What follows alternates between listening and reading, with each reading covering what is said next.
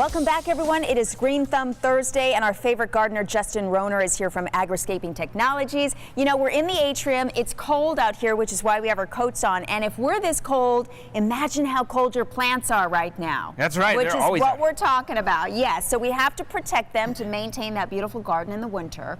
Do all plants need to be protected? No, they don't. I mean, actually, a lot of the plants that we grow here in the desert don't usually need to be protected. It's all your tender stuff. I mean, this stuff here that we have here, this doesn't need to be protected, actually. And there's a whole list of stuff that does need to be protected, especially the things that look really, really pretty. A lot of your flowers, a lot of your herbs, some of those things need to be protected.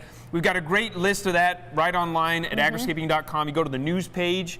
It's got a great list of what tolerances they have and what temperatures to be looking out for, so you know when you need to go out into the garden and maybe cover a few things up. Yeah, very important. So when we're protecting, though, the ones that need to be protected from the frost, what are the four main things we need to do?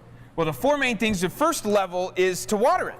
And actually watering, even though it's not a good idea to water your front steps just before a frost, because it'll freeze and then you have, damage and other issues. Yeah, that's not a good thing. No, you slip in and then you got liability issues. With your own garden, if you water it, it actually helps warm it. I mean, water itself takes a lot of energy to get it to cool back down and get it to freeze. And so that same effect happens in your garden. The other thing that happens, just like you and I, if we're dehydrated, our temperature, it's hard to keep the constant temperature. In plants, it's the same thing. If you water it ahead of time, as that moisture draws up through the plant, it actually creates a little internal heat for the plant, and it warms the entire plant. So watering it deeply, usually a couple hours before sunset is a good idea. It'll help warm those plants about 3 to 4 degrees. And so that's kind of your offset. Each of these levels that I'm sharing, it's all about how many degrees it actually offsets. Okay. I mean, by watering your plants and it's 7 below zero, it's not going to actually affect it, but 3 to 4 degrees is going to be able to help you out. Yeah, and once again, there's a guide on your website. But we talk about the fact that heat is very important, and the holiday lights can help with that, right? Absolutely. So the holiday lights is another great level. That's another way to level up and keep your garden looking beautiful, because you don't want to end up having all these tents out there and look like a tornado just hit a nearby swap meet or something like that. You don't need it to look like that. Your garden was meant to be beautiful. So use those twinkle lights. Throw them on there, help it warm up the plant, but make sure you don't use the LEDs. Now, why is that so important? Well, because the LEDs, they don't put off any heat. So you need to go old school. Go old school. Go old school. Okay. What about covering up? Because you mentioned that, you alluded to, some of these examples of covering up that maybe aren't the most aesthetically best. No, they're not the most aesthetically pleasing, and they also like to bleach in the sun, as you can kind of see with my blankets here.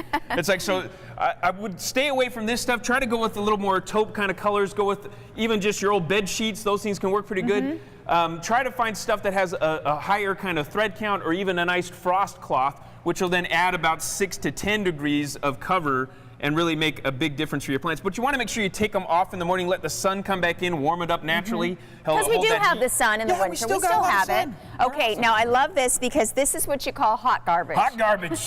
That's what we got right there. That's the fourth level. That's the fourth level, and I love this level because it literally can increase the soil temperature dramatically. I mean, feel the heat on this thing. So if you put your hand on it, I mean, this is a nice little hand warmer. That is hot. We can kind of hold this up. So, I'm just going to put it all over. Just hold it right there.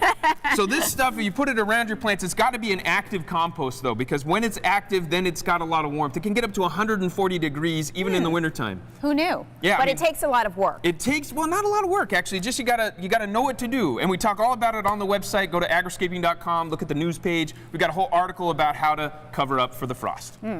It's a little, it's a little smelly, but that's okay. It does its job. So you mentioned your website. You have the guide. You also have a planting calendar. You have free classes you offer as well. We have free classes, as well as a whole mastery course. It's online. It's actually starting this week. If you guys want to get involved with that, join us. We love it. It's online. You can do it at your own time. And you might actually get some of his energy, too. Oh, I just throw it right through the internet. You're always so energetic. We appreciate it here on Arizona Daily Mix. Once again, it's agriscaping.com. Don't go away. Group Scoop is coming your way next. Merry Christmas.